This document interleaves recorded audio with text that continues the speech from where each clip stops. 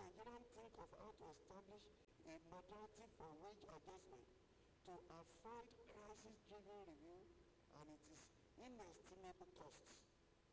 How do we expect the Nigerian economy to absorb the shock of wage increase? Will the wage review stabilize or disrupt economic system? On this note, I want to give an opinion. When I learned that the National Assembly has finally agreed to work on the 30,000 minimum wage, as a labor sociologist, I quickly did my own work. And I said a worker on 2,000 naira a month technically means 1,000 naira a day. Sometimes I take my boys to the eatery, and in Captain Cook, I discover a surface spoon of any type of rice is 250 naira. In Country Kitchen, it is 300 naira. And adults will consume 4 spoons, that is 1,000 naira. Without talking of water and meat, that is one. If you go to the local entry, Mama puts yalamala. A wrap of amala is usually 50 naira. And a fully grown adult who can take 4, and he will take meat and water. And we expect that a worker who will be performing optimally at work will take 3 square meals. So if at the end of the day, he spends like between 4 to 500 naira on a meal times 3, that is 1,005. This worker will ride Okada to work or take a bus. He will rent a single room apartment. There will be bedrooms there, possibly a fan, and he will have to pay for electricity. He will go to church on Sunday, and he wants to pay tithes. He will put on some clothes. At least he will be wearing clothes to work and some shoes. And has discovered that the 30,000 naira minimum wage is inadequate for any worker. That is one. And the moment the minimum wage lands, the landlord who built this building 30 years ago will hear the news, and he will give a notice of rent increase to his tenants. The resource organizer will increase the cost of changing your tire or repairing your tire. Your fashion designer will increase the price you are sewing, buba and shara. Your barber will increase the cost of hair cutting. Everybody, it will skyrocket. At the end of the day, it becomes a double tragedy for the worker. So technically, increasing wages arbitrarily or even with government censorship or no, sometimes does not translate into a better welfare package. Sometimes the worker comes out worse than it was originally. Our take in this process is that wage review and legislation is vitally important to everyone in the society. Wage represents income to workers and cost to organizations and employers. It is a basis for taxes to government, a very important factor in the standard of the living. Therefore, as a university, we consider it pertinent and timely to deploy existing stock of intellectual potential and capacities to a critical discussion of the minimum wage review and legislation and the Nigerian economy. Resolving wage crisis is key to national productivity, development, and progress. On the basis of this, and on behalf of the Vice Chancellor, I want to declare this program opened. Thank you for listening.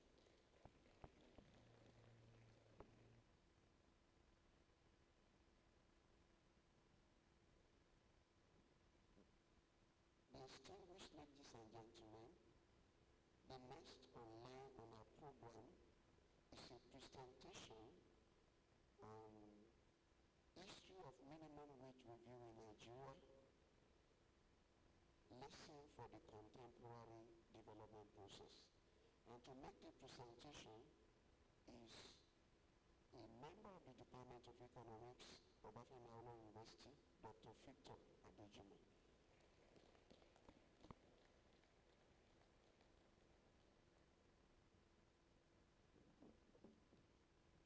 Thank you very much, the coordinator. Please permit me to stand on existing protocols. The topic before us this hour is issue of minimum wage in Nigeria, lessons for contemporary development process. We are starting with the question of motivation for minimum wage legislation. Why does it occur at all? Why should it occur? We want to explain by readers to economic analysis in the labor market.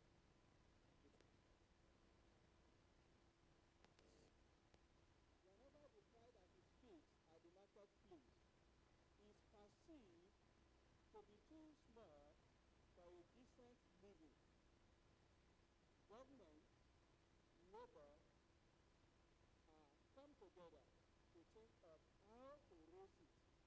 For instance, if the forces of demand and supply fix 15,000 naira as the wage in the marketplace, anyone that is looking for work at that rate will get it.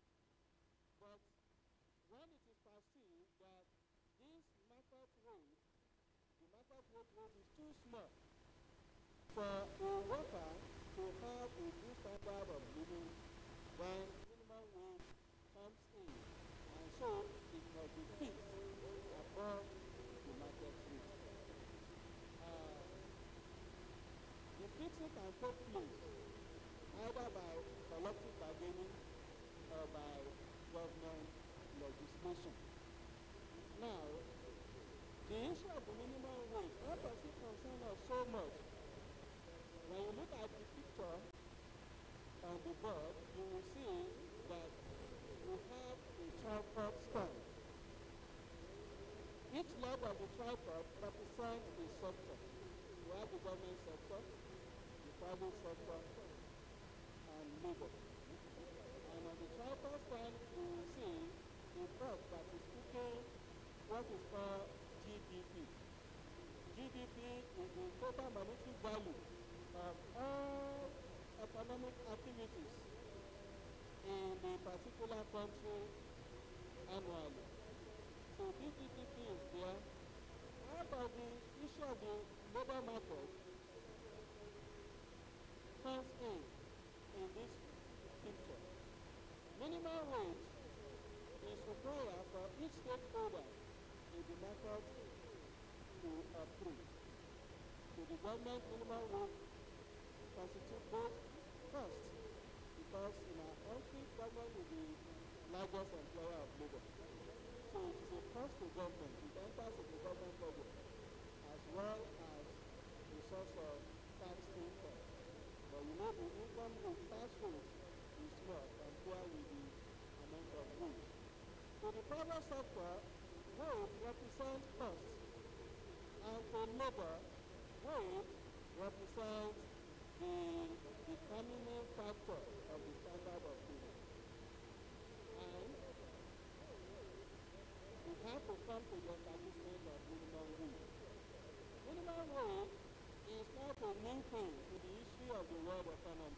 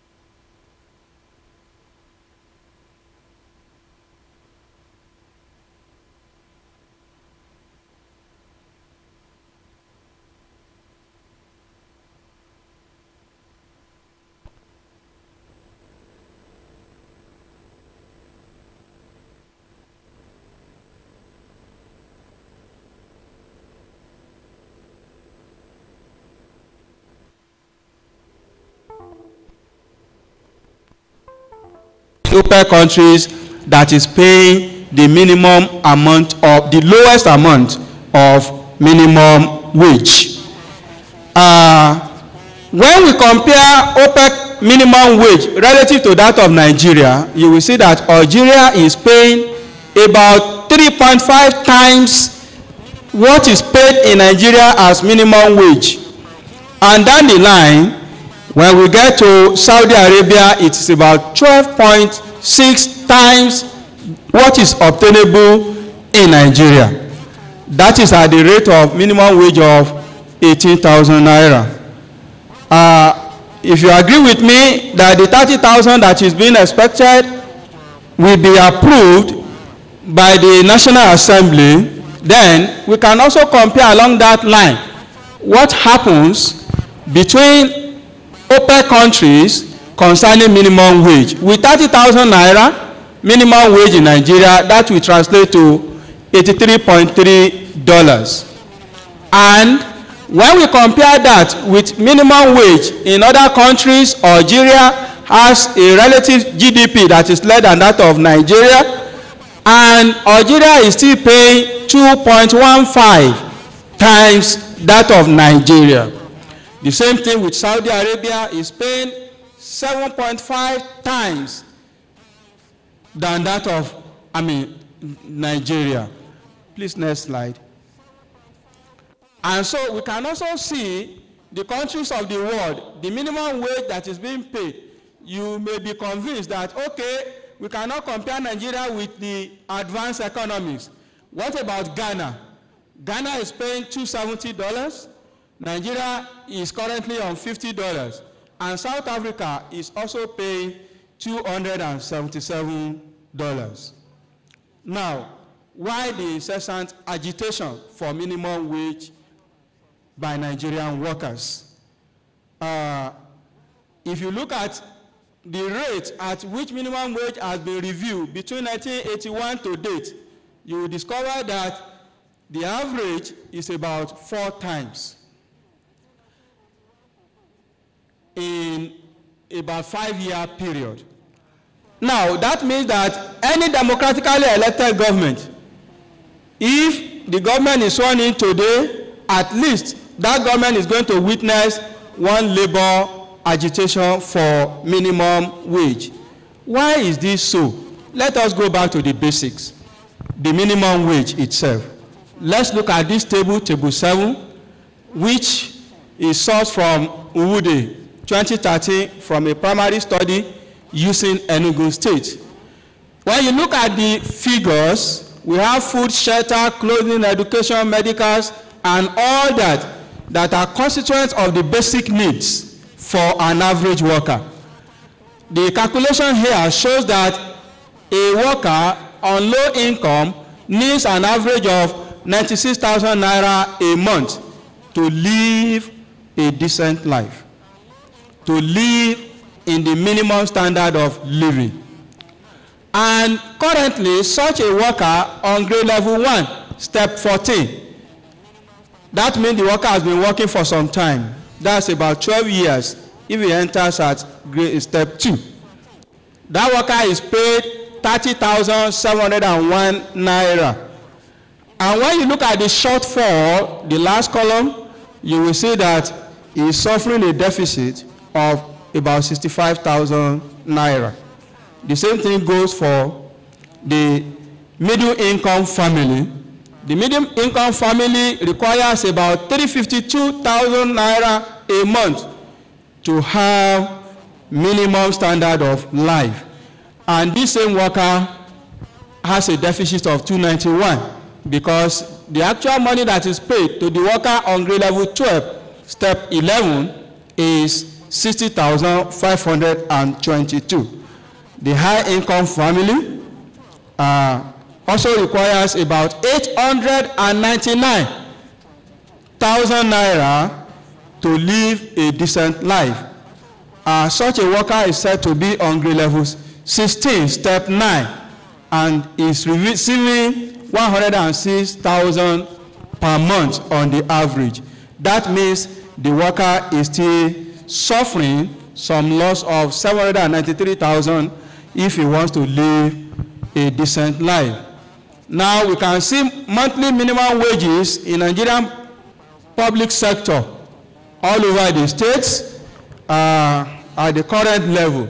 Apart from minimum wage, there are other efforts to improve the standard of living of the Nigerian worker, starting from the National Development Plan of 1975 to 1980, up to the programs that we all witness in this current period, National Poverty Eradication Program, YES Program, and so on. From this history of minimum wage legislation in Nigeria, what are the lessons? We have 5 lessons to look at. Lesson number 1. The first lesson is that of all efforts to reduce poverty for social protection, it is the issue of minimum wage that has always been met with industrial instability. Why is this so? This is because minimum wage fixation in Nigeria has not fallen within the definition of minimum wage. ILO in 1967 defined minimum wage to satisfy 3 conditions. Basic needs must be met by that wage that is agreed to as the minimum wage, and then the least paid worker must be paid that amount of money regardless of his qualification, and there should be appropriate sanctions to those who fail to abide by this minimum wage. What is the implication of the tables we have considered? From tables 3 to 5, you will see that we have shortfall of 65,000 for the low-income family, 291,000 for the middle-income family, and about 793,000 for the high-income family. What does this tell us? This tells us that we have not defined minimum wage to fulfill the requirement of satisfying the basic need. Currently, labor in Nigeria requested for about 56,000 naira. If you say that, okay, that calculation is possible if we remove some element like the care of the aged, father's care, mother's care from minimum wage, then we can say 56,000. But the amount that is going to be agreed upon now, which is about 30,000, is even telling us that already there is a shortfall of about 26,000 naira. What is the implication of this? The implication is that before the current proposal is approved, there is already another agitation that is latent, that is building up. Lesson number 2. The argument against minimum wage legislation cannot be based on economic models alone. No, not in a surplus labor economy like Nigeria. It cannot be based on economic models alone. Minimum wage issue is in the realm of political economy. And so we have to look at the political economy of minimum wage. If we look at the prediction of the economic model, it says, like I said earlier on, that demand and supply will fix wage, and anyone that is looking for labor, for work at that wage can find it. But we have to take note that when you fix minimum wage, the effective one must be above the market clearing rate. Then, according to neoclassical economic analysis, then that is going to lead to surplus labor, which is going to cause unemployment. Give me the slide. And you can see the red portion represent those that were employed before that will lose their employment.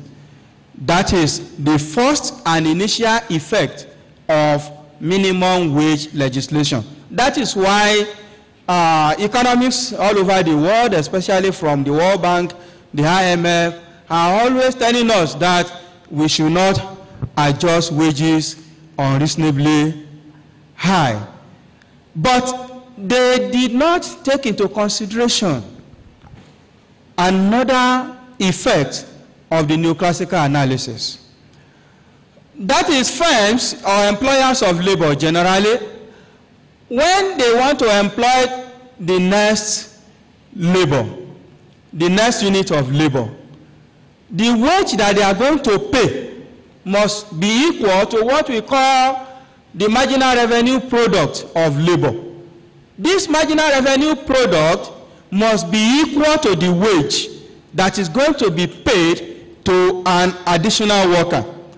And that marginal revenue product is a product of two things. The marginal product, that is the physical product that is produced, and the price of that product in the market. It is only those workers that are unable to contribute to output to be equal to the marginal revenue product that will lose their jobs. So that is a challenge. The implication of that for us is that whenever workers agitate for more wages, they should be prepared to increase their productivity. Because as long as productivity, the value of productivity is equal to the wage that is being paid, such a worker is not going to lose his or her job. That is the conclusion of lesson number 2. Then we have lesson number 3. Minimum wage need not result in unemployment if low efficient workers increase their productivity rather than being parasites to the system. In the public service in Nigeria, you and I can tell the story of whether workers are parasitic to the system as a whole, not at individual level now, but the aggregate level, or are workers actually contributing their quota. In most offices, even the desktop or the laptop that has been given to make work to be done at a faster rate has turned to theater halls, because you can see many downloading videos and watching even during work hours. So this takes us to lesson number 4. Lesson number 4 is that if the political game wins the minimum wage struggle and minimum wage is adjusted upwards each time workers come for the negotiation, then the economic game should win on the side of productivity. So if I tell the Vice Chancellor, sir, and say, please increase my wage, as a manager in the system, the Vice Chancellor is expected to tell me, please increase your productivity. Lesson number 5. And that's the last lesson. Each time labor agitates for a new minimum wage, the announcement effects brings inflationary pressure on the whole economy. And the consequent upward adjustment of all prices will finally erode the temporary gains of such. Should that continue? Should that be the case? The lesson from this is that we need to establish a wage adjustment policy after a specified period of time. Such a wage adjustment policy should not wait for labor to agitate before wages are adjusted. That is very important. After all, politicians don't agitate for elections, since we already have it that presidential elections take place every 4 years. So they do not really need to agitate before INEC will do their job. So if we have a wage adjustment policy, workers will not need to be agitating all the time. The wage adjustment policy will just take care of itself. And there is one policy tool in that direction. That is the wage price index. The wage price index It performs the purpose of monitoring wages and salaries inflation in the economy. It's a key indicator of a wage policy in developed and developing economies. When you look at table 12, you can see the wage price index established for Queensland and Australia between 1997 to 2018. In each period, the index is calculated, and the annual percentage change in wage is already there, and the system will automatically adjust without workers clamoring for minimum wage. But whenever we have a wage adjustment policy, it should also be matched with productivity adjustment policy, because even the Bible tells us that whatever a man sows, this he will reap. The conclusion is that all stakeholders should work as in that proverbial tripod stand to maintain expansion rather than reduction in the baking of the national cake that is called the GDP. I thank you all for listening. Long live the Federal Republic of Nigeria.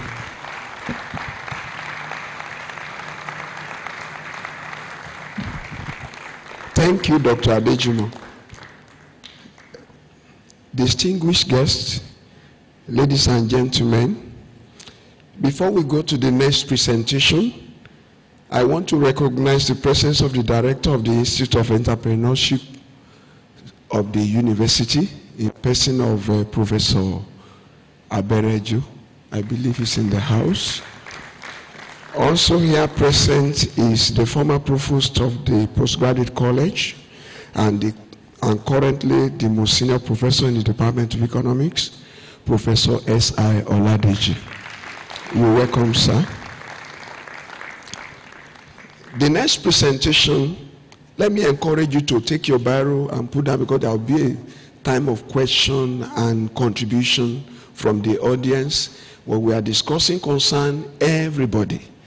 And whatever we are able to put together here will go a long way in forming the development policy direction within the country. So the next presenter on our list is going to be speaking on minimum wage review and macroeconomic indices in Nigeria. That is the macroeconomics of minimum wage review. And to take this is Dr. Abiodun Awolowo of the Department of Economics, University of Ibadan. Can we put our hands together for him as he comes to the podium?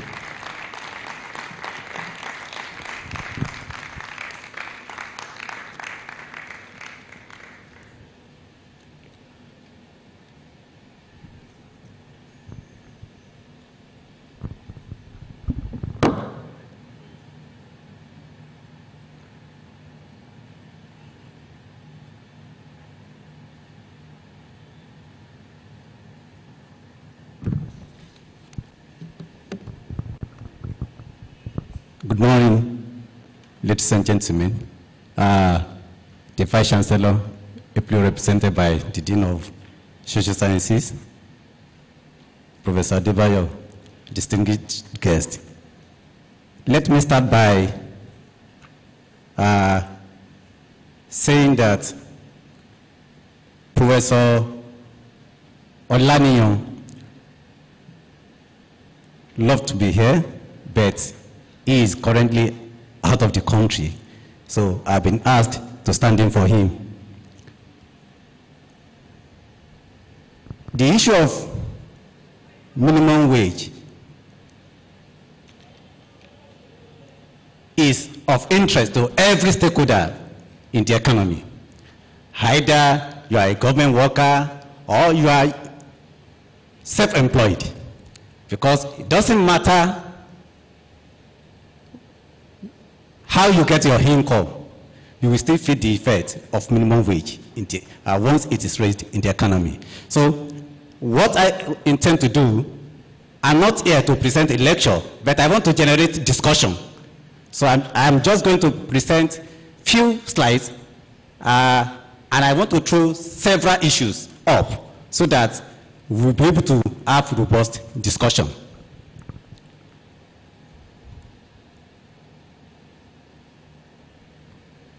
I look at the economics of minimum wage, of course, which the first presenter has already alluded to.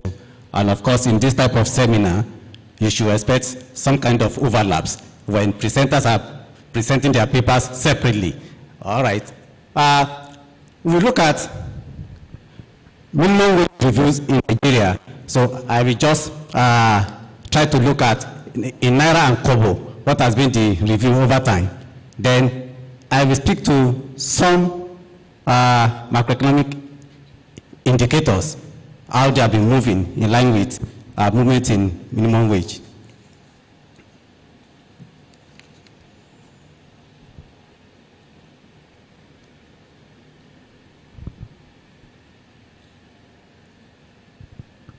Just as we have been told, minimum wage is an institutionally set wage, which is usually above the market clearing wage. Of course, that tells you that, unlike what we expect in any perfectly competitive market, it is not the forces of demand and supply that determine minimum wage. It is institutionally fixed. Now, it is a part of income policy and institutionally set to protect workers' income, especially low-income earners. And of course, it is usually designed to compress what is called wage inequality gap. You want to bridge the gap between the high-income earner and the low-income earner. You want to bridge the gap, and that is the essence of minimum wage adjustment. Of course, it is common in several EU countries, OECD, and developing countries. But the question is this: the effectiveness of minimum wage as an income distribution tool is often criticized. Why is it being criticized? Usually, when you look at the graph presented by the figure presented by the first presenter, which I also have here, it tells you that anytime minimum wage is set, there is always a vacuum created in the economy, which brings about unemployment, because we now have a surplus of labor supply over demand. Now, if that happens, the question is, we want to improve workers' welfare. At the same time, there is a consequence, and that consequence is, are we prepared for job loss? And this is where the crux of the matter is. The labor unions, yes, we want increase. But when the government says, okay, we increase your wage, but you must be prepared for job loss, say, no, no, no. That's another round of agitation. But it is a case of you cannot eat your cake and then have it. You must be, there must be a trade-off. But when I get to the issue of unemployment, I'm going to tell you why that trade-off is not usually being experienced in Nigeria. Over the years, we have had several minimum wage review, but I decided to put them in Naira and Kobo so that we know the depth of the increase.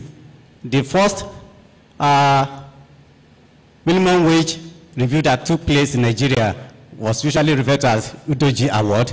That is just some percentage increase in workers' income. Then in 1981, the minimum wage was raised to 125 Naira, 125. Then within 1989 to 90, the wage was raised to 250 Naira. That's 100% increment. Then later, between 1998 to 1999, the wage was adjusted to 3,000. Can you see the jump?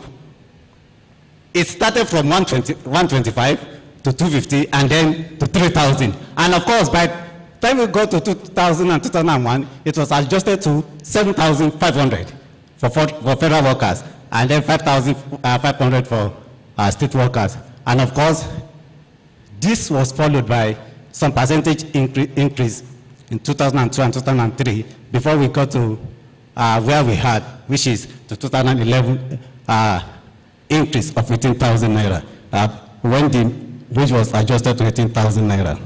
Now, what has been the macroeconomic consequences of all this?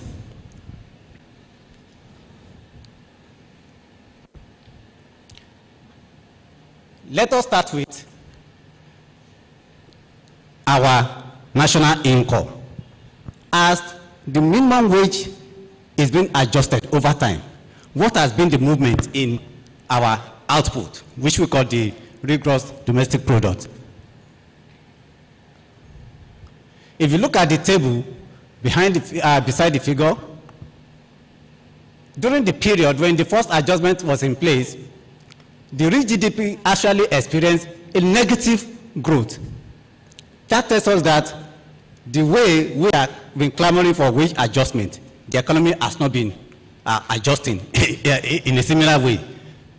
By the time we got to 1990 to 1998, when the 125 was in place, where we have 100% adjustment, the GDP only grew by 11%.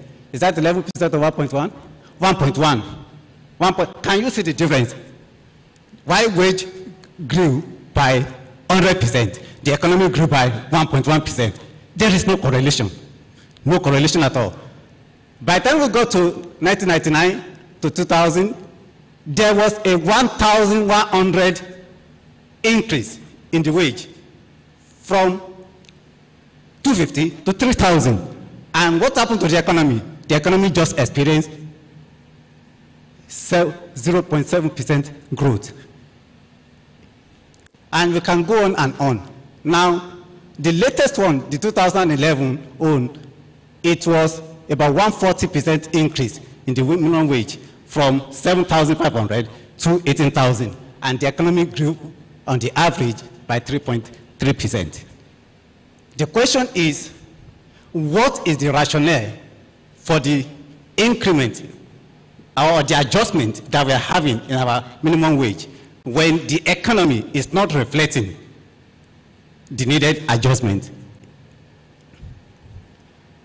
Then we can also come back to the side of the labor union and actually agree with them that anytime you raise minimum wage, there is improvement in standard of living.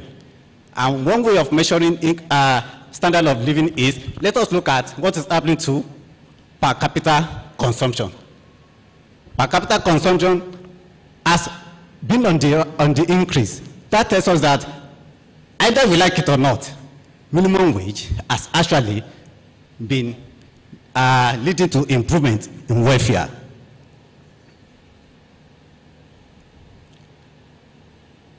Now I'm going to take my time to explain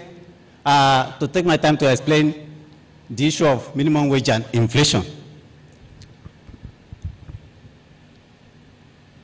Anytime wage is adjusted upward, what we are saying is that there's going to be increase in the cost of production. That's the first thing that will happen. Of course, there are two things producers can do. The first one is to push the cost back to consumers in the form of increase in price. That's the first one. The second one is that the producer can actually say, no problem. If we are not going to push it, then we can reduce employment. So I'm coming to that.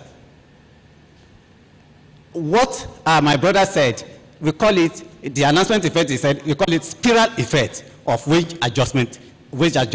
Once you adjust wage, automatically every other price in the economy we adjust. And that is what got the spiral effect of wage adjustment.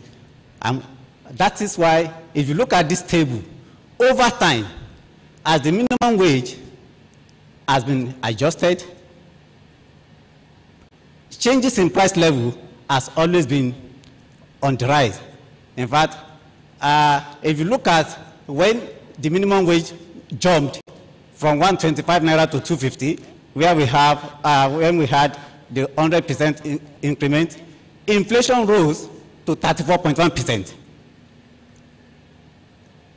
The last one, when it was adjusted from 7,500 to 18,000, when we have about 140% increment, inflation, even though it experienced a dip, very little dip, from 12.9 to 11.1, but we can actually ask the question, why do we have this?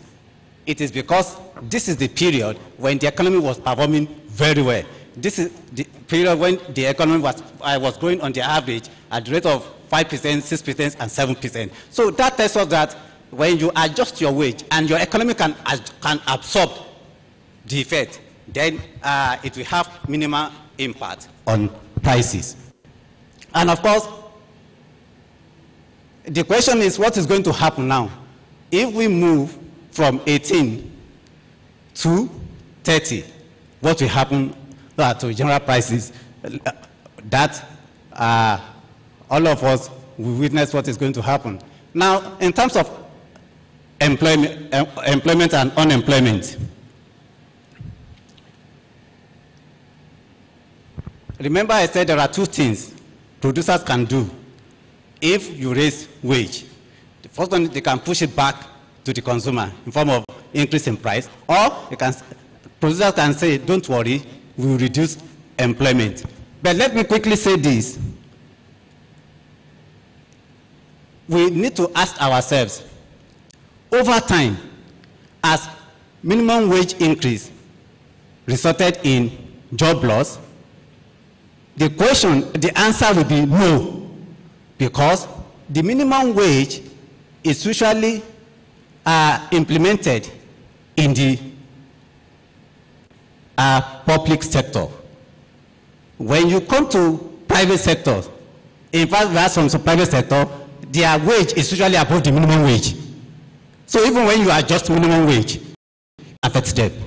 But we also have another question to ask, to answer, and that is, in our own type of economy, how large is the formal sector? So even when everybody is shouting minimum wage, the issue is how many people will benefit from this minimum wage? Because you have very large informal sector, where the actors there, they are not bothered by your minimum wage. The minimum wage as of today, I think, is 18,000 naira. We have NCE graduate that works in the private nursery and primary school that is being paid 10,000. Is the minimum wage applicable to that person? It is not applicable to that person. So the labor should actually be concerned on how do we ensure that when the time minimum wage is set, it is effective across every sector of the economy. So if you look at the unemployment level, I want to say this with all authority, that whatever is happening to unemployment is not because of the adjustment in minimum wage. It is because of the structure of the economy. It is because of the structure of the economy, not because of the adjustment in it. You can only feel, or minimum wage can affect employment when that minimum wage is enforced and it is effective across all sectors. It is then that employers can say, well, if I have to pay this, then this will happen. But in most cases, it is government that is paying the minimum wage. And because of the political agitation, government usually find it difficult to downsize, even when wages are raised.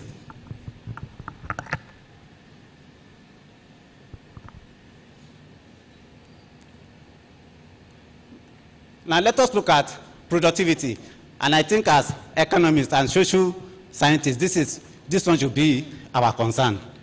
That anytime you increase or you raise minimum wage, what is the response of productivity in the economy?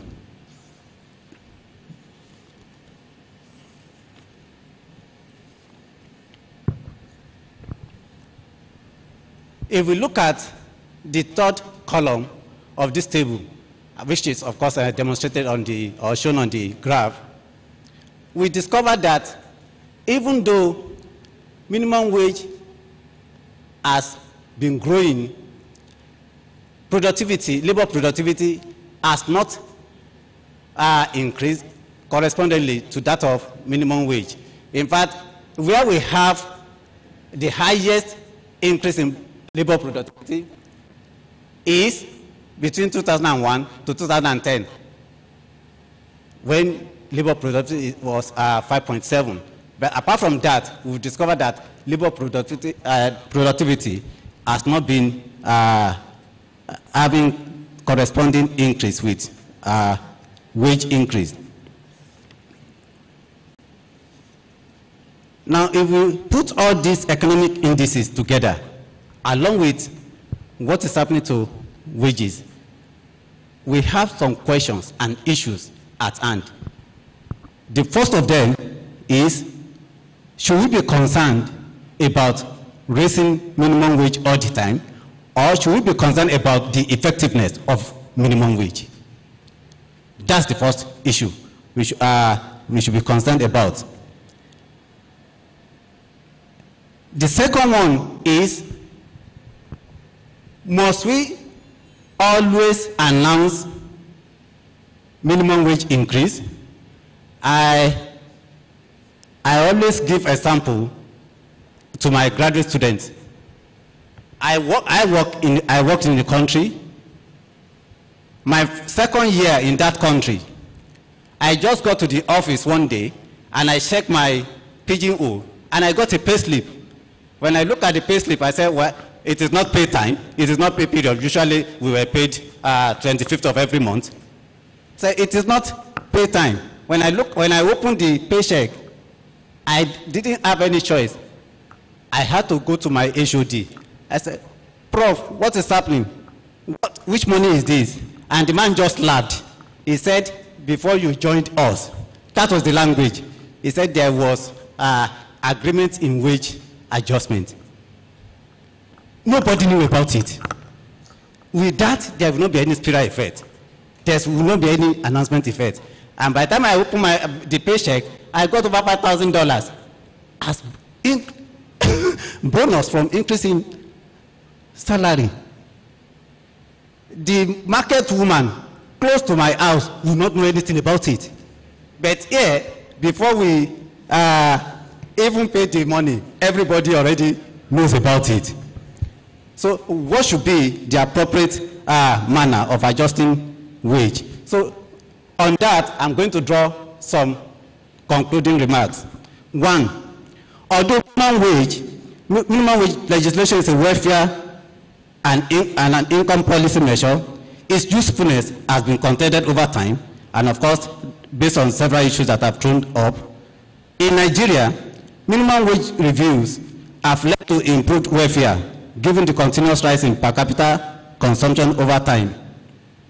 However, every subsequent minimum wage review has been accompanied by rising inflation, growing unemployment, and not too impressive labor productivity performance.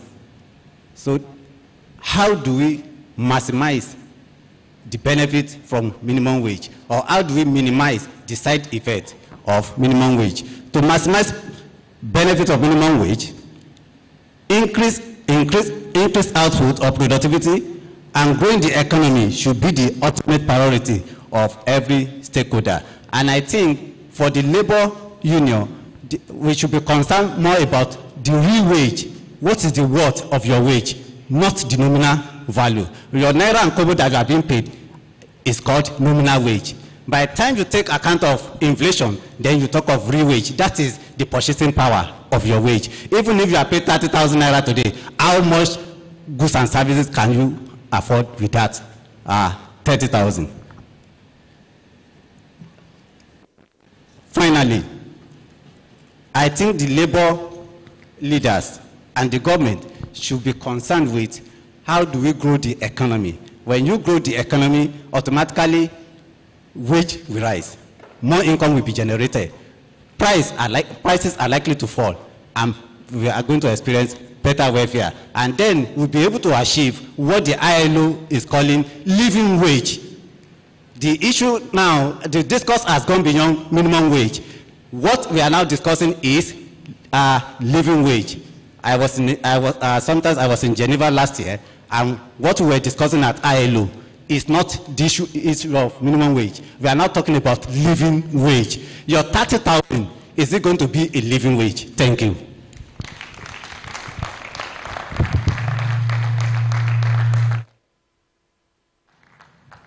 Let's put our hands together again for Dr. Awolowo. As the presentation was on, we also have in the house Professor Philip Akani Olomola. Can you put your hands together for him? We appreciate your presence. To make the next presentation on minimum wage legislation and fiscal federalism in Nigeria is no less a person than the former president of the CIBN in Nigeria and the current dean of the business school, Caleb University. Can you put your hands together as we welcome to the podium Professor Segun Ajibola.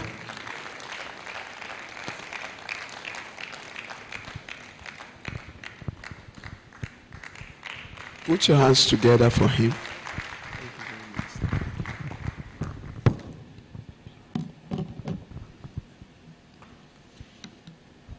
The Vice Chancellor,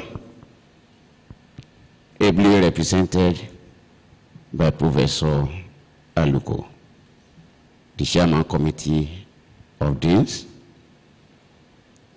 Let me also welcome my Oga, Professor Adirayo,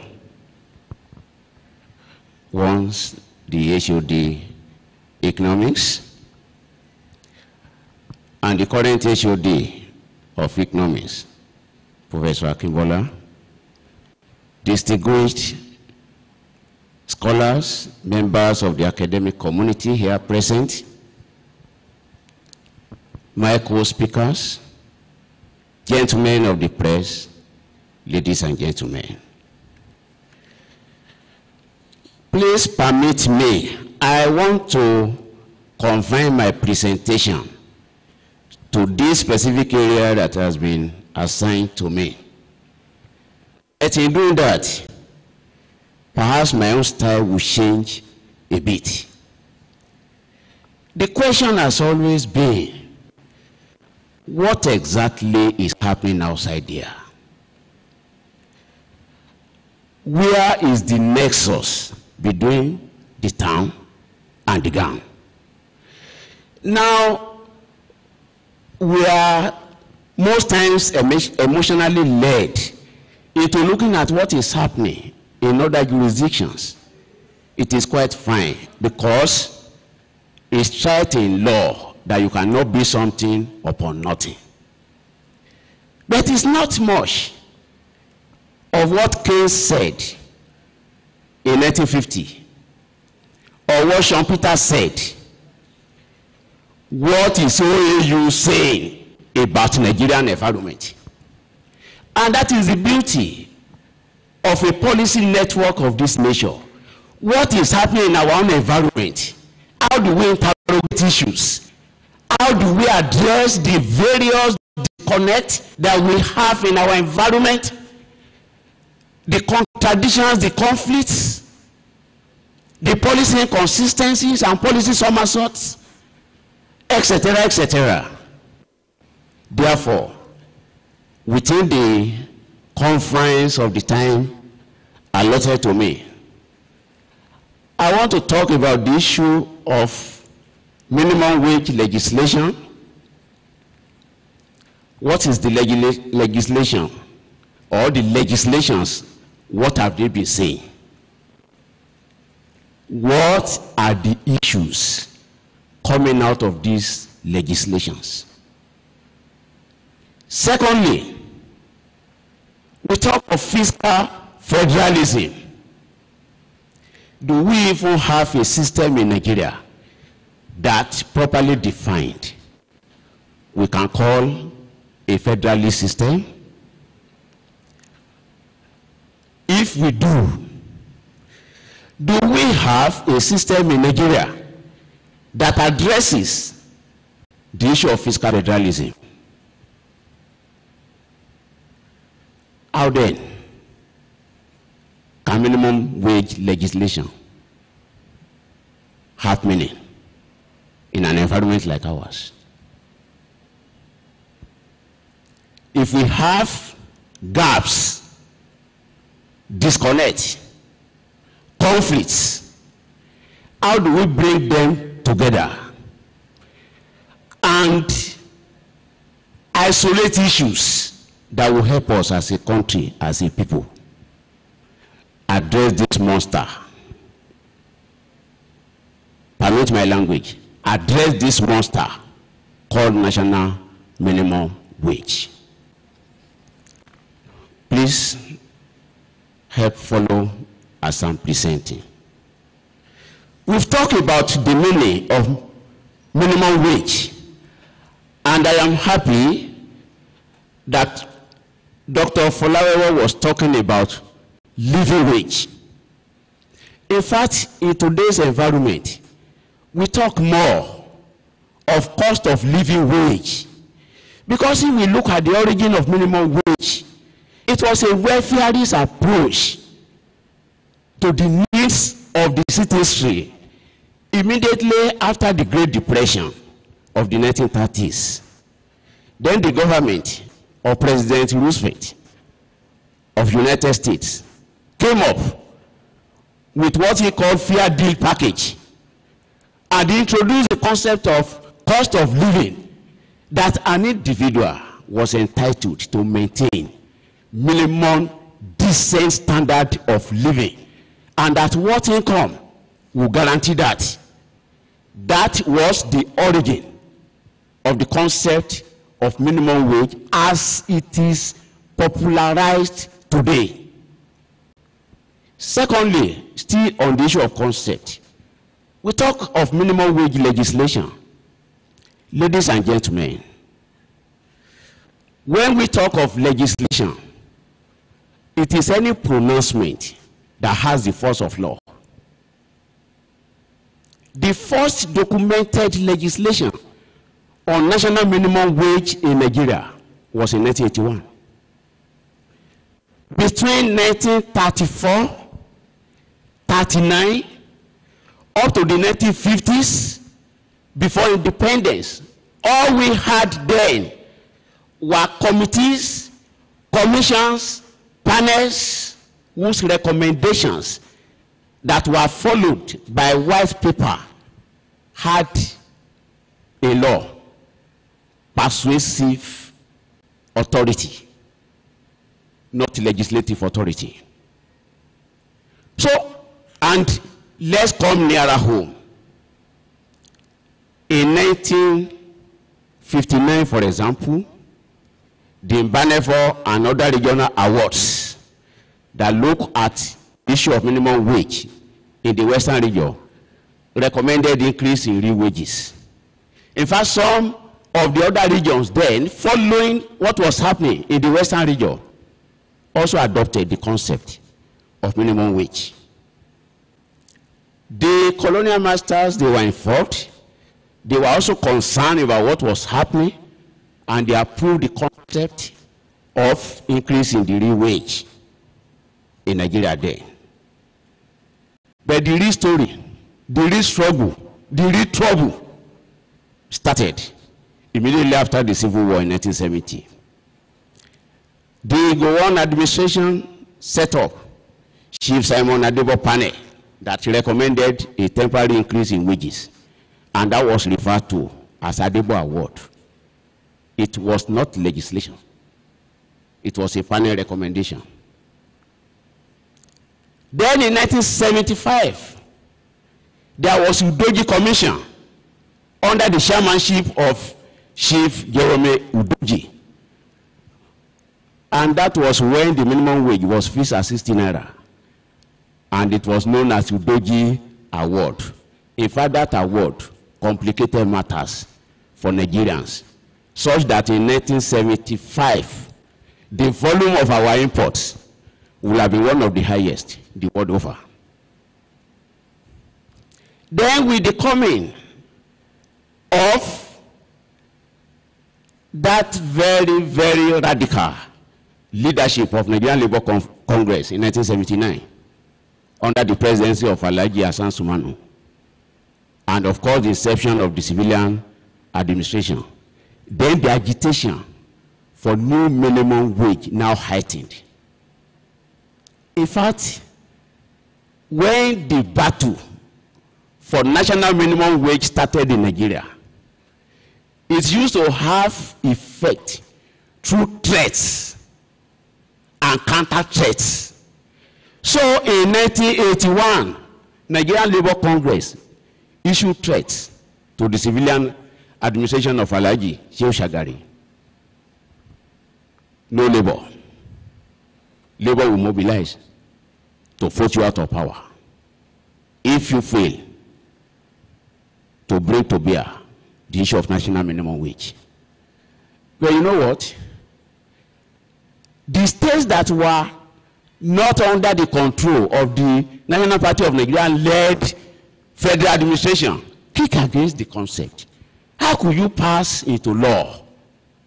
And I said, I repeat, that was the first known documented law on national minimum wage in Nigeria, and fix that national minimum wage at 125 naira. So how could you have done that in an environment where we have federal system, federalism, and so on and so forth? So the states were opposed based on the concept of federalism. But of course, law remains law. So there was National Minimum Wage Act of 1981. It was followed by some other acts in 2004, in 2011, and they are all saying the same thing. They are all saying the same thing in the sense that a national minimum wage has been fixed by legislation. Ladies and gentlemen, please don't lose sight of my own area. National minimum wage legislation and fiscal federalism. Now, the issue of national minimum wage did not even stop with legislation. There's a constitutional provision. The 1999 Constitution, let's start with item 34 of the second schedule to that Constitution. That gives the National Assembly, and I quote, the powers to, a quote, prescribe a national minimum wage for the federation or any part thereof, end of quotation. When we consider that particular provision with other provisions of the Constitution, Section 4 of the Constitution, for example, says that law must be made for the peace, order, and good governance of the federation and any part thereof. Section 42B of the Constitution says that the purpose of government is the security and the welfare of the people of Nigeria. Now, this is the beginning of the dilemma. In a federally controlled government, the central government is now prescribing minimum wage for all tiers of government, federal, states, and local government. The word prescribe has been defined by Supreme Court in Ibrahim versus Bade, 1996,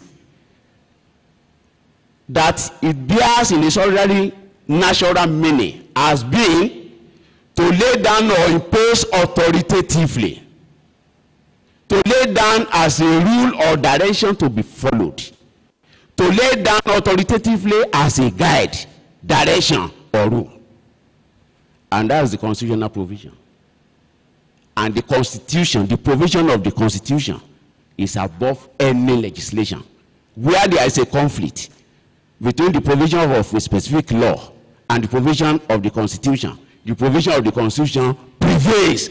And our situation here is the Constitution has empowered the federal government to legislate on national minimum wage. Now, let's move a bit further. Our challenge as a people, there are so many. We've listened to the earlier presenters on the history, the concept, and some of the challenges of national minimum wage. But let me add this, that most times when trade unions, human rights activists, they join in agitating for national minimum wage. They see it as the only weapon available to them to fight seeming exploitation of the poor majority by the minority few and repress the distributive injustice in the land. So the agitation for minimum wage has always been seen as a fight for fair share of the national cake by the downtrodden workers who struggle to survive on a daily basis.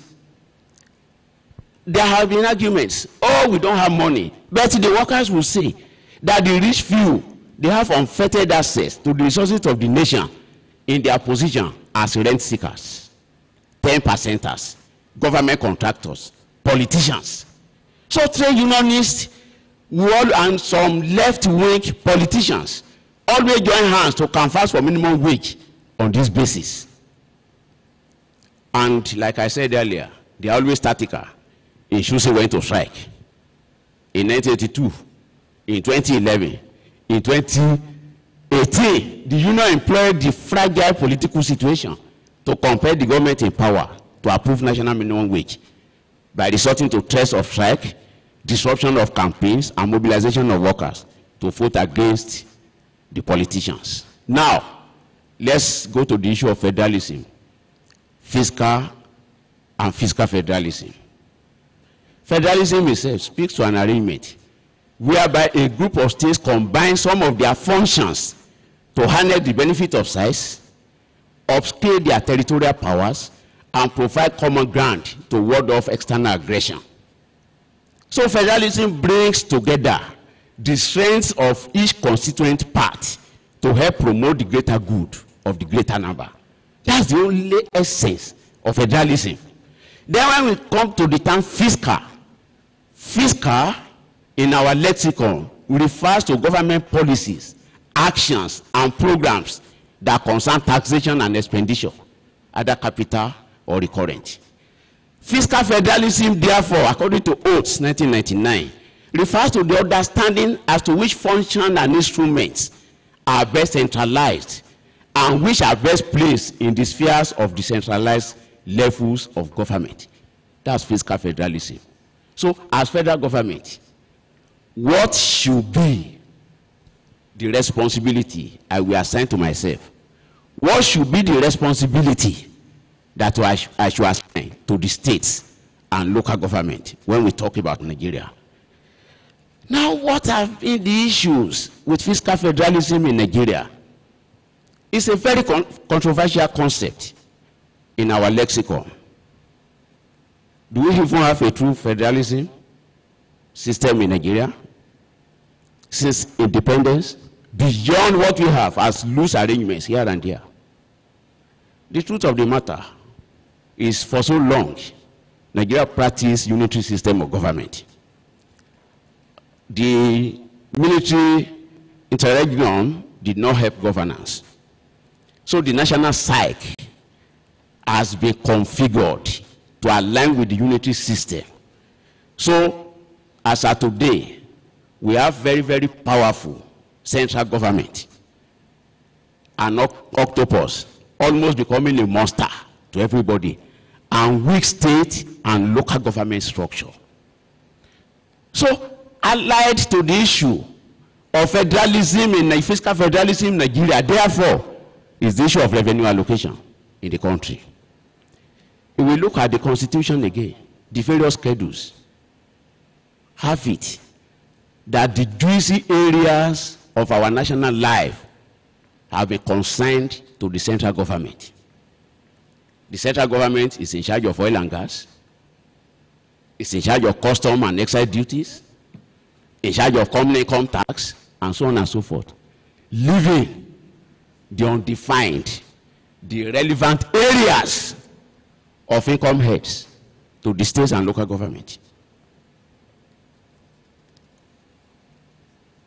And when we look at the responsibilities, exclusive legislative list, concurrent legislative list, residual legislative list, governments, the central government again, assign certain important responsibilities to themselves.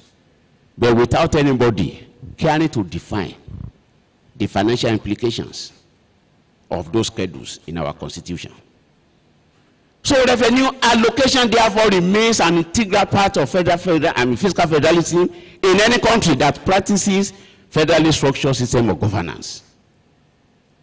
And in Nigeria, revenue allocation refers to the practice where the federal government shares a part of the revenue it generates with state and local governments without having to stipulate what the allocation must be used for. It's a major binding force, and it enables the government of the country through the federal government to pursue its macroeconomic goals of resource allocation, income distribution, income redistribution, and ensure stability across the entire landscape. But over the decades, we know again how many commissions have been set up in Nigeria on revenue allocation. There was a particular commission which they said was too technical for a layman to understand. Aboyade Revenue Allocation Committee. And hardly has any of those commissions come up with a report that received the applause of the generality of Nigerians.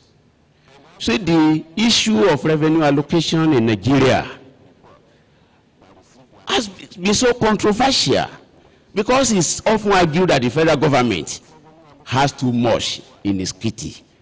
And because of that excess resources, financial resources in its kitty, that it promotes the notorious rent-seeking syndrome, corruption in high places, leakages and wastages, and the other tiers of government are left prostrate.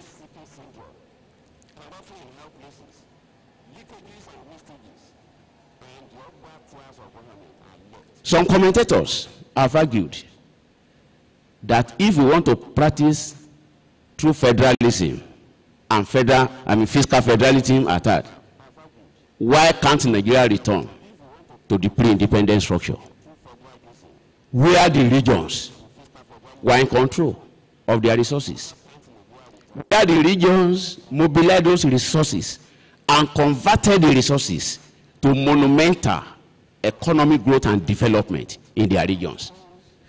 The history and the story of Western region is there for us to see. And if there is one thing that is speaking to this issue today, is the agitation for resource control by the various parts of the country.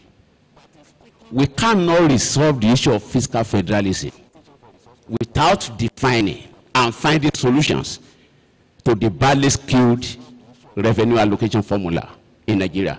If you ask me, why are we been having agitation for more states and local government? If Osun State should have its way, and I'm coming to Osun State very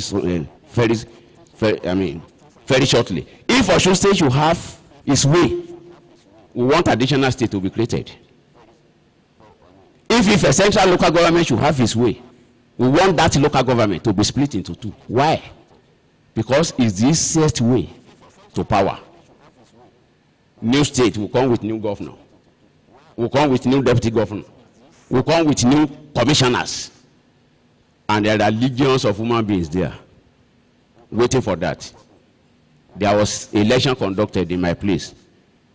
In one of the parties, 58 candidates showed interest for councillorship position in one party. 54 of them were graduates. So, if in my state now, there is that feeling that a new state might be created, everybody will jump at it, without anybody sitting down to see can this state survive. So, the quest for power, the quest for share of the national cake, which has caused us to have so many states in the country, with most of them becoming unviable, has not helped fiscal federalism as a concept in Nigeria.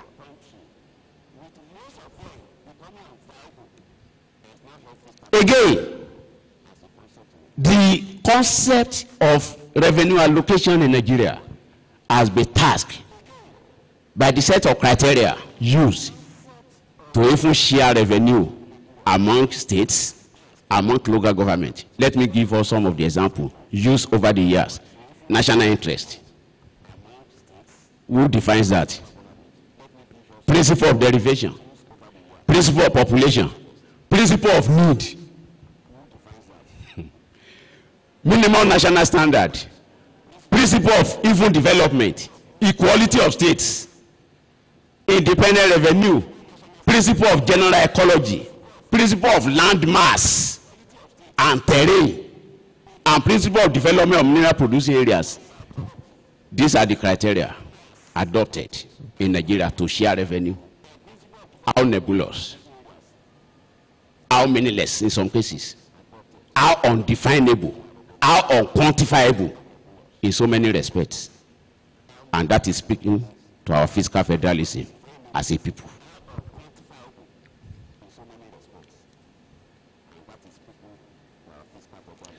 Let's look at what is happening, ladies and gentlemen. As at 31st December last year, about 28 states were owing their workers arrears of salaries. Talk less of pensioners. Fiscal federalism at work. And Labour, is a pity, sir, that the leadership of Labour is not here. I have some messages for them, and I will round up with that. So many states, oh, I'm very happy. So many states are prostrate. So many states, if it were to be in the corporate world where I belong, will have been liquidated for reason of national minimum wage. And the National Assembly is sitting in Abuja making this law. Let's use a state. And even if we look at the general, the statistics as released by the National Bureau of Statistics, Lagos State alone accounted for 37% of the total internally generated revenue by all states in Nigeria in 2016. 37%. It hasn't come down. In 2017, it's almost the same percentage. Followed, 333 billion internally generated revenue. Followed by Rivers, 89 billion, Ogun, 74, Delta, 51, and so on. And if we look at all this, there are just about 10 states today that are not in a state of financial disequilibrium. Yet, minimum wage as of today is 18,000. And we have this situation with about 80% of our states in financial distress. And we are going to 30,000. The question therefore arises, is there true fiscal federalism in Nigeria that promotes the greater good of the greater number? Let's use one of our states as an example. Osun State.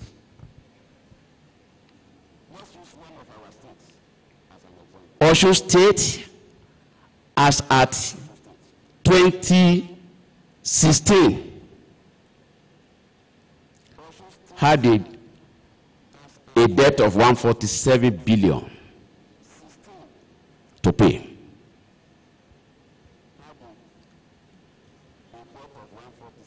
Its earnings from internally generated revenue and FAC allocation was just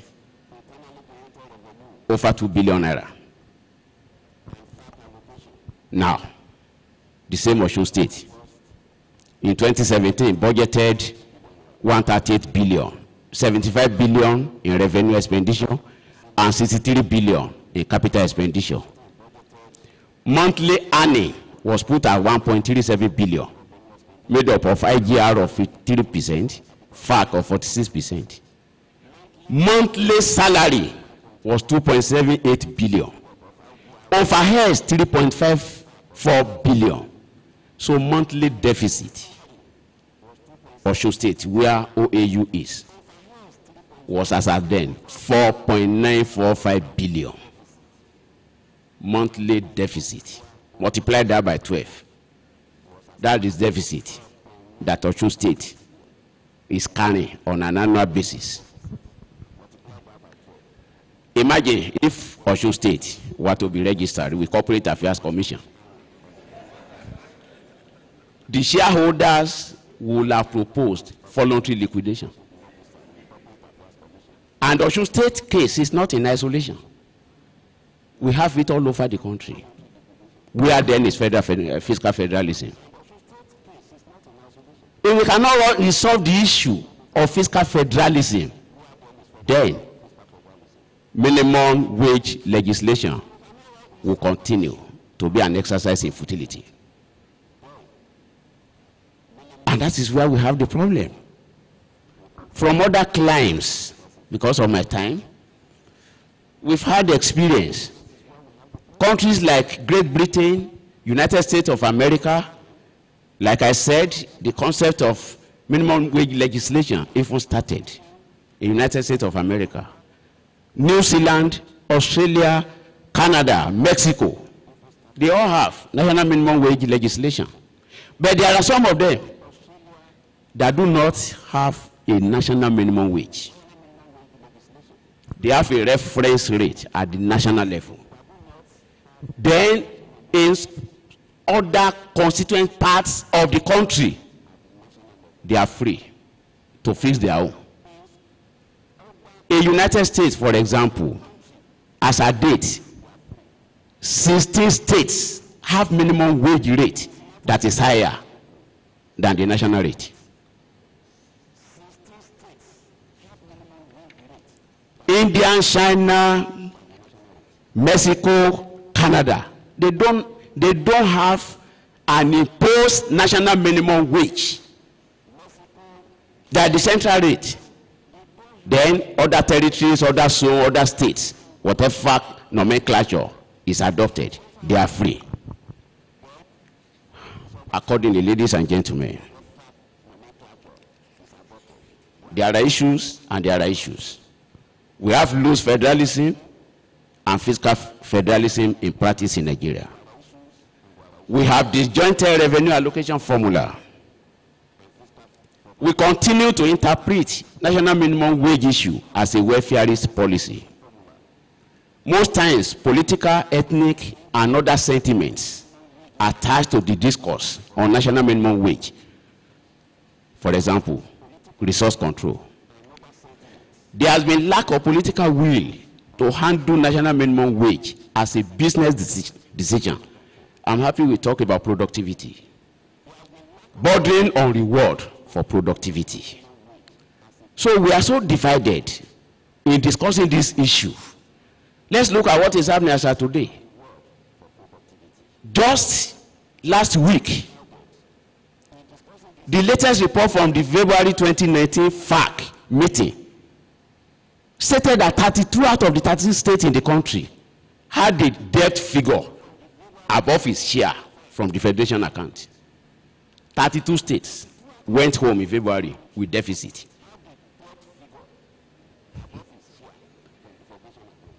Again, we need to look at how the structure of fiscal federalism is being practiced in Nigeria. The issue of national minimum wage stays in a position of financial disequilibrium with all the bailout funds, with all the efforts at the center to resolve the issue of unpaid national minimum wage, which some have even cancelled that federal government, why don't you pay this worker directly without passing through the states? The states are not allowing the workers to get the bailout funds as the salaries. But the governors keep reminding the central government that we also owe non-salary earners responsibilities. It was said, what proportion of the labor force are even in active working life? How many of them are engaged? How many of them are employed? Then the entire size of that labor force. What is the proportion of their population to the 190 million that we are talking about in Nigeria? So one question that has been raised over the years is, if the government is so conscious about protecting the workers in terms of national minimum wage, who protects the unprotected? The artisans, the hairdressers, the vulcanizers. And the 2011 Act and the labor law of 2004 excluded employers that employ below 50 from the national minimum wage. In a country where we are talking about microfinance and micro businesses, where we are talking about SMEs, where we are talking about entrepreneurship, where we are talking about the self-employed, look at the proportion that is even not being protected by minimum wage legislation. Therefore, as I'm closing, ladies and gentlemen, this is a policy network. I want you to help me out because I have questions for this forum. Number one, it is said that there is need for a reappraisal of even the various schedules of the Constitution that assign powers to the tiers of government. Then, do we as a country allow devolution of more powers and responsibility to states and local governments in exchange for more powers over resource control? That's my number one poster.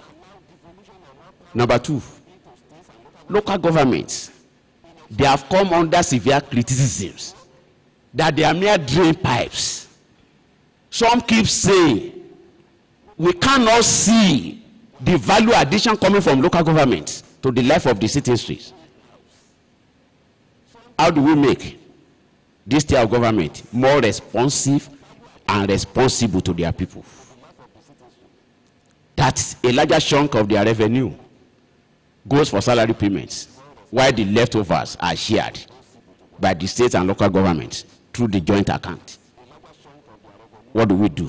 Number three, let's say the current federal government, federal structure is left untouched. It has generated so much of emotional debates. I will restructure if I win. No, I'm already restructuring, and so on. Then the question is legislation on national minimum wage of any meaning? When most states and local governments are in distress and unable to pay any salaries at all, somebody reminded me yesterday that Osun has been paying half salary, Abi. Some are not even paying at all. And we are talking of federally constituted arrangement. Are we okay? At times, with due respect to the figures that we've gone through, there are lots of questions. When minimum wage goes up, central bank will be made to increase the money stock in the environment. And simple Fisher's equation of exchange, when money supply increases, price will respond. So at the end of the day, that standard of living we are trying to protect will remain unprotected. Nigeria has one of the lowest human development index in the world today, despite all these hues and cries about living wage. To labor. How do we stem the agitation by labor unions and human rights activists that see minimum wage as the workers' share from the national purse and not a reward for productivity?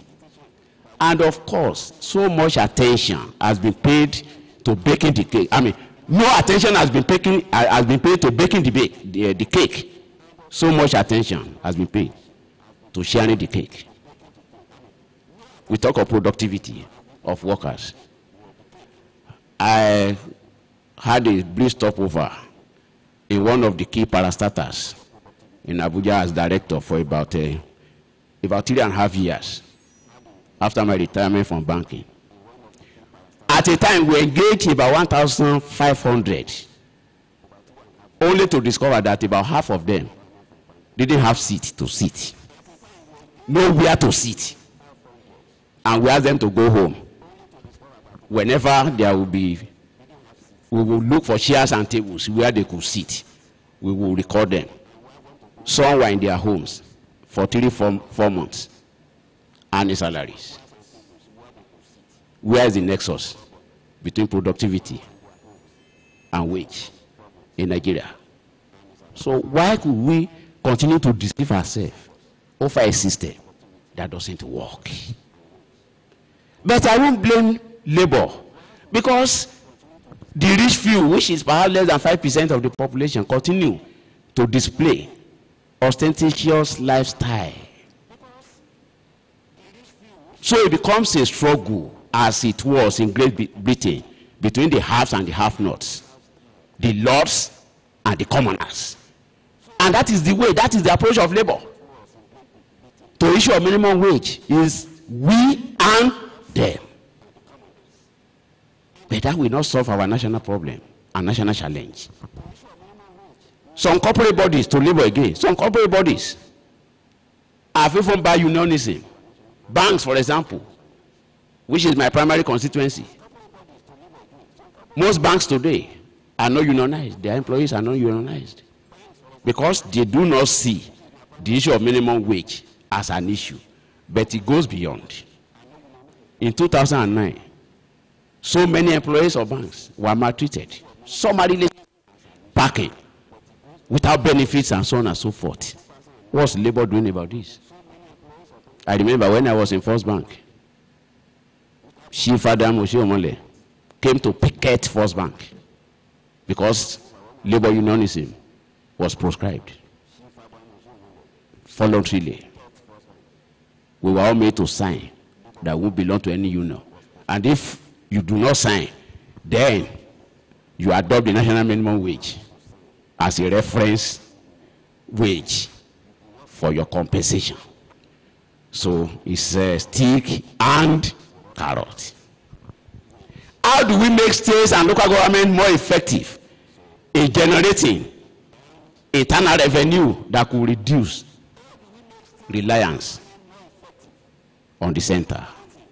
Some have suggested that shouldn't we allocate oil wells to states rather than making some individuals richer than the states? If revenue is coming from oil well that is a national resource, will that not help the cause of the states address some gaps in the fiscal federalism issue and perhaps help to solve the issue of the ineffectual national minimum wage legislation that we have in this environment? But ladies and gentlemen, the question I want to ask you is, who manages those oil wells? The rich few, or who? If the government at the center considers that, should states be encouraged to go into partnering, to bring technical partners, to manage those oil wells under a clearly defined revenue sharing formula? Now, the states, can they even go into some form of alliances, partnership, and so on with international and local business entities? If I have a particular resource in my local government and the constitutional provision that takes those resources away from me is a bit tempered, can I look for a local partner from China that can help me harness that resource and boost my revenue as a local government, as a state? To what extent can that help resolve the parlor state of our fiscal federalism in Nigeria? How do we block revenue leakages arising from tax evasion, tax avoidance that is also promoting distributive injustice in Nigeria through rent seeking, ostentatious lifestyles, oppressive conduct of the few? We have received call for local government autonomy, and I keep wondering, what will be the content and context of that local government autonomy? Autonomy in general, in which case the political implications. If I'm the governor of Osun State and I'm in party A, and most of my local governments are under another party, perhaps at the center, will that not threaten security and peace? But I'm taking that autonomy to mean fiscal autonomy. In which case, so many local governments keep complaining that, look, what we face is we receive pittance from the joint account. The states sit on our money, so we don't have anything for developmental purposes in our respective local governments. Is that the autonomy that the local governments are agitating for through ALGON? Maybe trade union will help. If that is it, what template do we have in place? Or which one are we generating? Such that local governments will become more responsible, more accountable in terms of financial discipline, and entrench financial discipline in their system. What do we do to our revenue sharing formula that contains so many criteria, most of which cannot even be defined? Because I don't know what means of state stand for. We can understand land mass. So Lagos State will keep crying, Lord, why did you put us in this small size of land and we are losing revenue from the center? And Kobe State will say thank God. But no state will say thank God, we have the land mass. I can understand that. Equality of state in terms of what? So shouldn't we, policy network, shouldn't we call for reappraisal, redefinition of the criteria for sharing revenue among states, among local governments? And finally, should there be constitutional provision for mergers by states? As of today, Corporate Affairs Commission, CAMA, Companies and Allied Matters Act 1990 as amended, and with due respect, I'm saying this as a lawyer, have copious provisions for liquidation of companies. Our constitution in Nigeria has no provision for liquidation of state, has no provision for mergers of states. So whatever is the state, so if Osun, with due respect, continues to have 5 billion deficit per month till the kingdom come, Osun State remains Osun State. Is there a way out? And I wonder if Osun State should apply today that, oh, you're sorry, here I am, I'm back. I want us to become, to come together again. Will you not ask? I cannot see a beautiful bride. Or should Ekiti State go to Ondo and say, Ondo, you have access to revenue allocation through the 13% derivation as an oil producing state. So Ekiti, here we are, we want to come back to you and join and become the old Ondo State. Will Akure say, welcome to Ado? How do we address all this?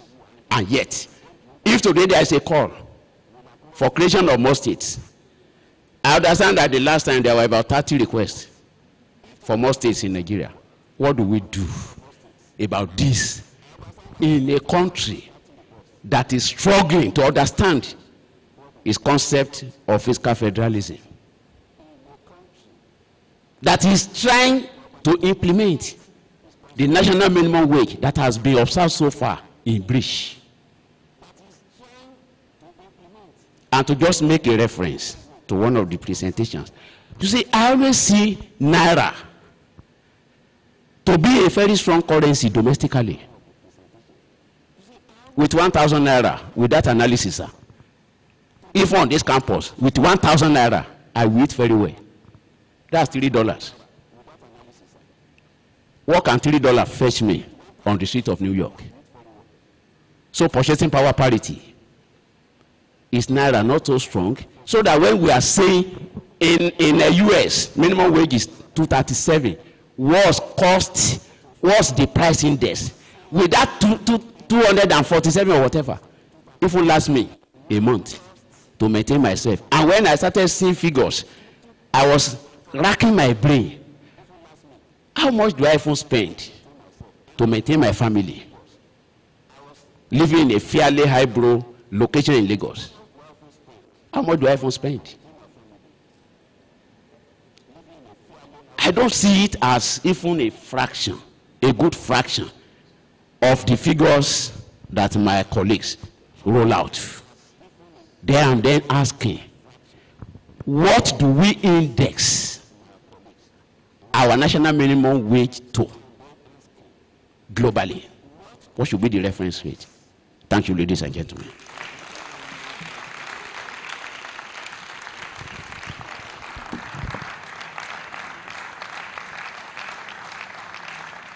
Please, let's put our hands together again. This is a very rich, thought-provoking presentation.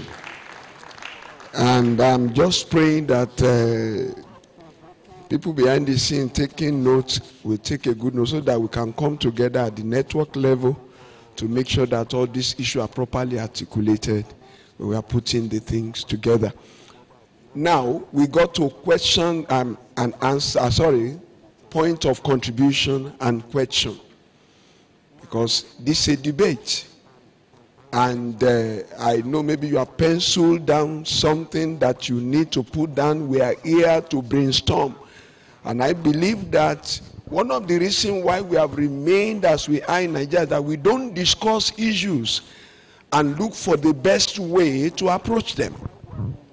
When you had the wired telephone, in the country where people keep looking at the state of things, they kept working on it until the wireless came forth.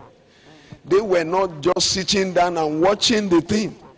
And I believe we must move to that level, if not nationally, at the university level, where we critically assess everything that is going on with the aim of moving forward on them, getting to the best level on all of them. And in this case now, we're talking about development policy in Nigeria and the critical issue of minimum wage and how it affects our economy, the issue of fiscal federalism. So there are so many contradictions. So I will want you to raise up your hand if you have any contribution to make, or you have a question that you want to put across to us to go and work on, so that when we are eventually packaging, then we could then know what to do with them. Yeah, I want to see the hand so that we could take numbers. Yeah, number 1, number 2, number 3.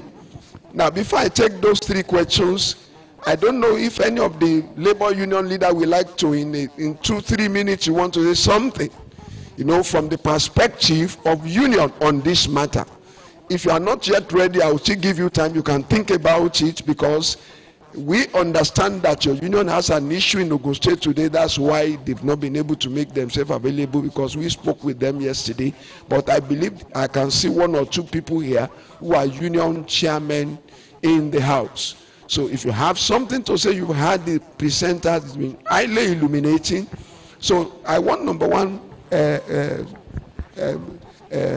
person to come forward, because we want you to be captured on camera, so that, because we are right on the international web. And so you come forward. The second person, please come closer, and the third person.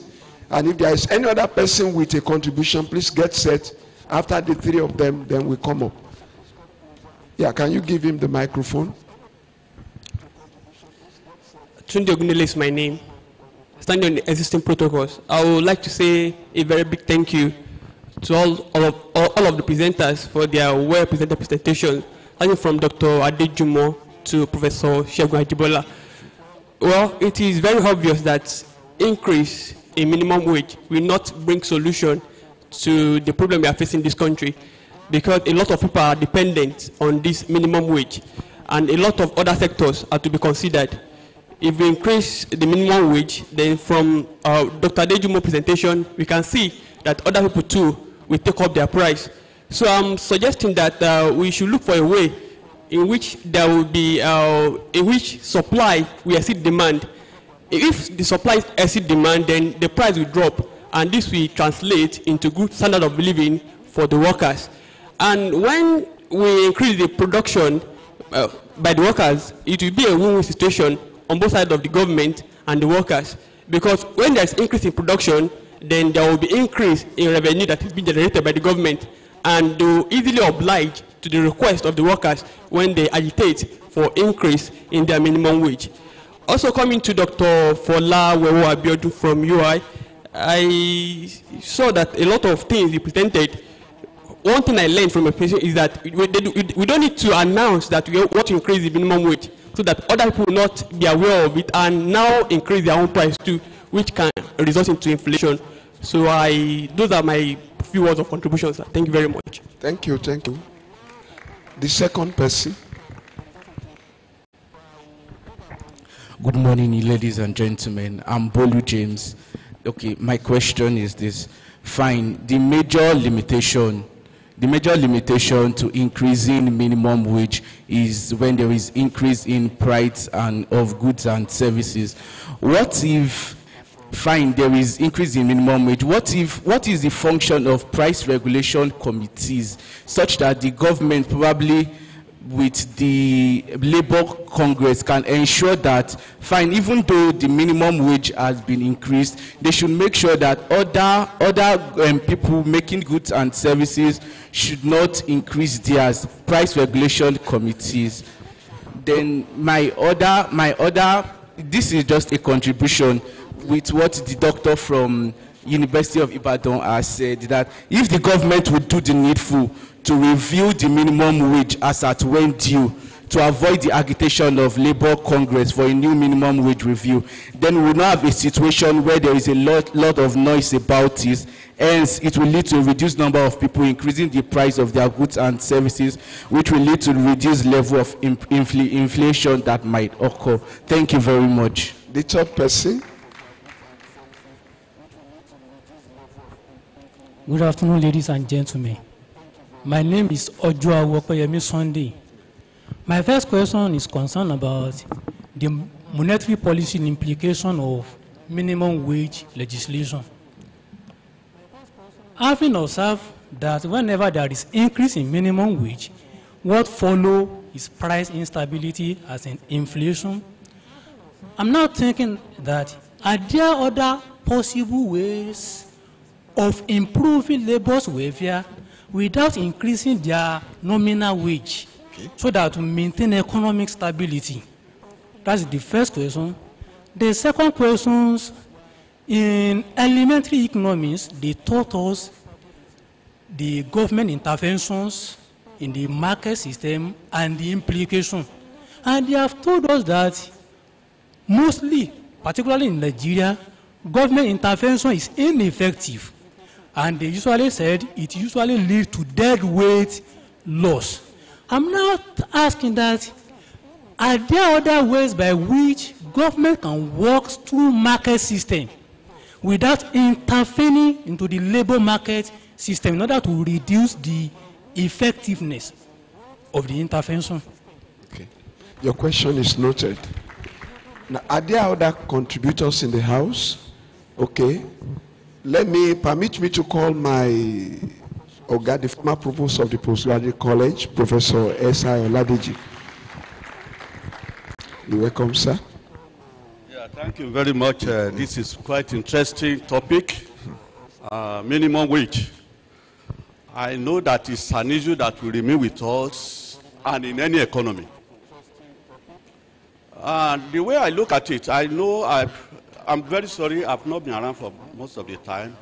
I know when Adejuma presented, I could see him switching from neoclassical position. And I want to tell you, and maybe you need to note that once you pitch your text with neoclassical, the issue of minimum wage will not arise. These are market theorists, forces of supply and demand.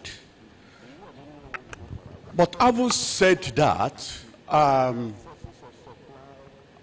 tend to look at the role of minimum wage because we seem to see it as something that can cause problem in the economy.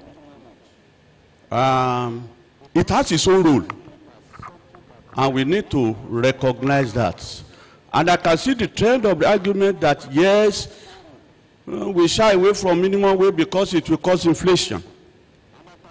I think we need to look elsewhere and begin to ask ourselves what could be responsible for inflationary situation in the country. It's not just minimum wage. There are so many other factors that we need to look at. As far as I'm concerned, I will not subscribe to the idea that, yes, because of inflation, therefore we should keep wages down. People have been talking about living standard and so on, and we need to recognize that. I'm operating from the side of, can't we look at minimum wage as a way of motivating workers to produce? I think Professor Ajibala mentioned that question of productivity. And this one is being directed to the unions, that they should negotiate on the basis of productivity. In other words, we are clamoring for increased minimum wage because